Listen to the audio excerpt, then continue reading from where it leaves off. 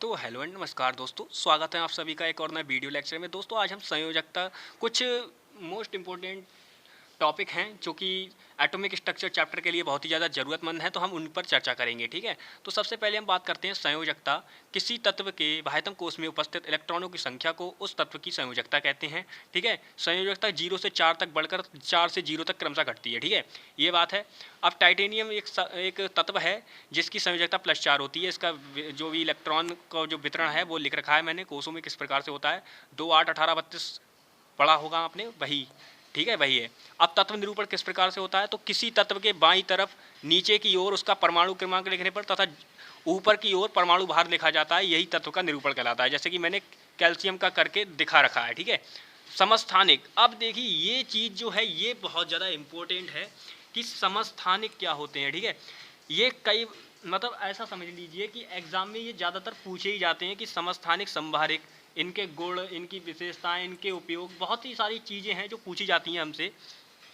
तो बात करते हैं कि समस्थानिक होते क्या हैं। तो एक ही तत्व के ऐसे परमाणु जिनके नाभिक में उपस्थित प्रोटॉनों या इलेक्ट्रॉनों की संख्या समान होती है। ठीक है, तो वो एक दूसरे के कैसे कहलाते हैं भैया, समस्थानिक कहलाते हैं। तो समस्थानिक कहलाते हैं, तो ये बात तो आप समझ गए होंगे। तो समस्थानिक मैंने देखिए लिख रखे हैं यहाँ पर।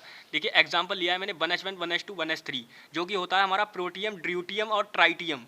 ये होते हैं हमारे क्या, ड्यूरेटियम, ड्यूटीरियम होता है। ठीक है, एक ड्यूटीरियम और ट्राइटियम और प्रोटियम, ये होते हैं हमारे कौन भैया, समस्थानिक। और ये किसके समस्थानिक है, ऑब्वियसली ये H लिख रखा है तो हाइड्रोजन के समस्थानिक होंगे, होंगे नहीं होंगे। ठीक है, अब बात करते हैं समस्थानिकों की विशेषताएं यानी क्वालिटीज ऑफ आइसोटोपेज। ठीक है, अब बात करते हैं इनके परमाणु क्रमांक समान होने के कारण इनके रासायनिक गुण समान होते हैं। परमाणु भार अलग होने के कारण इनके भौतिक गुण अलग अलग होते हैं। ठीक है, समस्थानिकों में न्यूट्रॉनों की संख्या अलग अलग होने के कारण क्या होता है भैया, इनकी संरचना अलग अलग होती है। ठीक है, समस्थानिकों की रासायनिक सक्रियता दर ज़्यादा होती है। ठीक है, अलग अलग होती है इनकी, मतलब रासायनिक सक्रियता अगर समझ लीजिए आपके सामने प्रोटियम की अगर कुछ और होगी और ड्यूटियम की कुछ अलग होगी और ट्राइटियम की कुछ अलग होगी। ठीक है, अब बात करते हैं कि ये आवर्त सारणी में एक ही स्थान पर होते हैं। अब ये आवर्त सारणी में एक स्थान पर क्यों होते हैं, इसका जवाब मुझे आप कमेंट करेंगे कि क्यों होते हैं। ठीक है,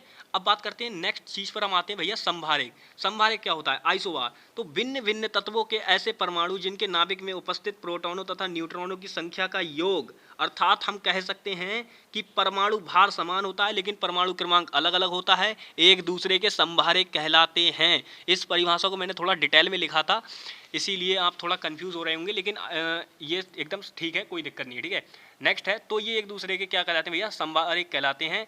इनके परमाणु क्रमांक अलग अलग होते हैं। ठीक है, ये बात मैंने आपको बता दी थी अभी।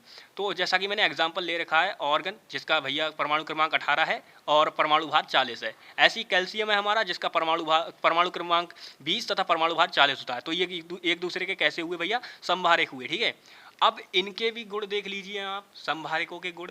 इनके परमाणु भार समान होने के कारण भौतिक गुण समान होते हैं। ठीक है, और संभारिकों में प्रोटॉनों तथा न्यूट्रॉनों की संख्या अलग अलग होती है। ठीक है, ये बात भी ध्यान रखिए।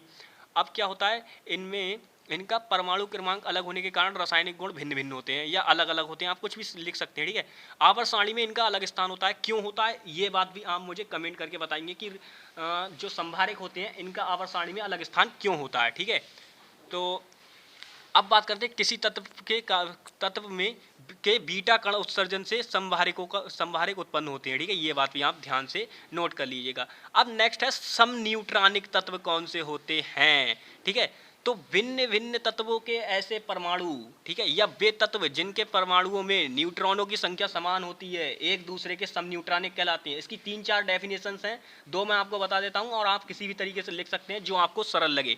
तो भिन्न भिन्न तत्वों के ऐसे परमाणु जिनके परमाणु नाभिक में न्यूट्रॉनों की संख्या समान होती है, एक दूसरे के समन्यूट्रॉनिक कहलाते हैं। फॉर एग्जाम्पल आप ले सकते हैं सल्फर और फास्फोरस। ठीक है, इनमें न्यूट्रॉनों की संख्या 16 होगी, आप चाहें तो A बराबर P+N से ले सकते हैं। ठीक है, N बराबर A - P करके आपका निकल आएगा, N बराबर 16 आएगा। ठीक है, आप चाहें तो ऑक्सीजन और नाइट्रोजन को भी ले सकते हैं, ये भी एक दूसरे के सम न्यूट्रॉनिक है। आप निकालोगे तो भैया ऑक्सीजन का जो मान आएगा, जो नाइट्रोजन मतलब हमारा न्यूट्रॉन की संख्या आएगी वो हमारी 8 आएगी, आप निकाल के देख लीजिएगा। तो ये तो हो गया सम न्यूट्रॉनिक। तो दोस्तों बस इतना ही था हमारे पास, बेहतरीन बेहतरीन। देखिए मैंने इस तरह ऑक्सीजन का भी ले रखा है, ये भी सम न्यूट्रॉनिक तत्व है, तो आप इसको ध्यान से देख लीजिएगा। तो दोस्तों सम न्यूट्रॉनिक भी हमारे हो गए। अब नेक्स्ट वीडियो में हम जो भी बेसिकली चीज़ें हैं कि भैया इलेक्ट्रॉन पढ़ा हमने, तो इलेक्ट्रॉन होता क्या है, क्या चीज़ें होती हैं, अब हम इलेक्ट्रॉन के बारे में और बेहतरीन तरीके से जानेंगे।